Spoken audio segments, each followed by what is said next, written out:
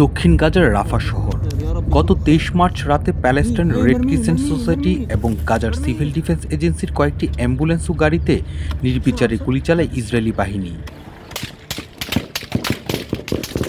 হত্যা করে red ক্রিসেন্টের paramedic ও civil ডিফেন্সের ১৫ সদস্যকে। গাড়ি বহরটির গন্তব্য ছিল রাফা শহর, যাচ্ছিল সেখানে আহতদের সেবার উদ্দেশ্যে। হামলা থেকে একমাত্র প্রাণে বেঁচে ফিরেছেন প্যালেস্টাইন রেড ক্রিসেন্ট সোসাইটির চিকিৎসক মনজির আবেদ। ৪৫ বছর বয়সী আবেদ বলেন, কি ভয়ঙ্কর পরিস্থিতির মধ্যে ছিলাম। রাফার আহত বাসিন্দাদের উদ্ধার ও সহায়তার জন্য সেখানে যাচ্ছিলাম। বহরের প্রথম অ্যাম্বুলেন্সে ছিলেন আবেদ, অন্যগুলোই তার সহকর্মীরা। এর পরের ঘটনা আকস্মিক ও সহিংস। সেদিন গাড়িবহরের হেডলাইট ও ইমার্জেন্সি লাইট জ্বালানো ছিল। একসময় তাদের গাড়িবহর থেমে যায়। নেমে আসেন দুই কর্মী। তাদের পরনে ছিল দূর থেকে দেখা যায় এমন বিশেষ চিহ্ন দেওয়া ইউনিফর্ম। এ সময় কোনো সতর্কতা ছাড়াই নির্বিচারে গুলি চালায় নেতানিয়াহুর সেনারা। তিনি বলেন, সময়টা ছিল চরম ভীতিকর। বেঁচে ফিরতে পারবো কিনা তা ছিল অনিশ্চিত। ভাগ্যের উপর ছেড়ে দিয়েছিলাম নিজেকে। জীবন বাঁচাতে গাড়ির পেছনে মাটিতে শুয়ে পড়ি। তখন গুলি আর সহকর্মীদের আর্তনাদ শুনতে পাই।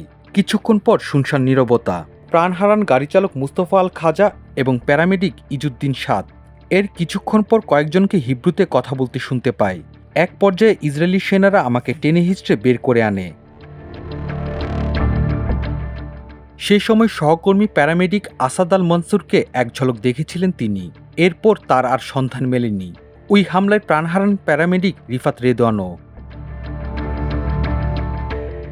আবেদ বলেন, প্রাথমিক হামলার পর যখন গাজার সিভিল ডিফেন্সের দ্বিতীয় দল সাহায্যের জন্য এগিয়ে আসে, তখন তাদেরও গুলি করা হয়। পরে ইসরায়েলি সেনারা আমার ব্যক্তিগত তথ্য সংগ্রহ করে সেনাদের সাহায্য করার নির্দেশ দেয়।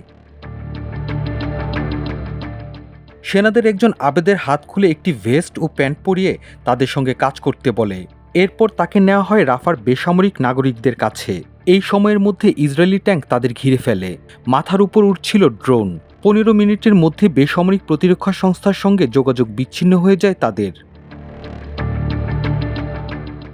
২ ঘন্টা পর ইসরায়েলি বাহিনীর পক্ষ থেকে বলা হয়, একটি সন্দেহজনক গাড়িবহরকে লক্ষ্য করে গুলি চালানো হয়েছে। গাড়িবহরটি লাইট বন্ধ করে এগিয়ে আসছিল। এই কারণে সন্ত্রাসী সন্দেহে গুলি চালানো হয়। তবে এই বিবৃতি ছিল স্রেফ মিথ্যাচার। নিহত এক প্যারামেডিকের মোবাইল ফোনের ভিডিও ফুটেজে দেখা যায় হামলার সময় গাড়ির লাইট জ্বলছিল। কর্মীদের পোশাকেও ছিল বিশেষ চিহ্ন। অনুসন্ধান দল ৭ দিন পর মরদেহগুলোর সন্ধান পায়। সবাইকে বালুচাপা দেওয়া হয়েছিল। হাত করা পরা অবস্থায় বালুতে পুঁতে রাখা হয়েছিল কয়েকজনকে। ইসরায়েলি সেনাদের দাবি, বন্য পশুর হাত থেকে মরদেহ রক্ষায় দেয়া হয়েছিল বালুচাপা। রেড ক্রিসেন্টের সভাপতি ইউনুস আল খতিব আন্তর্জাতিক তদন্তের আহ্বান জানিয়ে বলেন, পুরো দলকে হত্যার উদ্দেশ্যেই গুলি চালিয়েছে ইসরায়েল। মৃত্যুকে খুব কাছ থেকে দেখা আবেদ বলেন, প্রাণে বাঁচলেও সেই মুহূর্তগুলোর স্মৃতি কখনোই মুছে যাবে না। দুঃস্বপ্নের মতো তাড়িয়ে বেড়াবে বাকি জীবন। মাল্টিমিডিয়া ডেস্ক, আমার দেশ।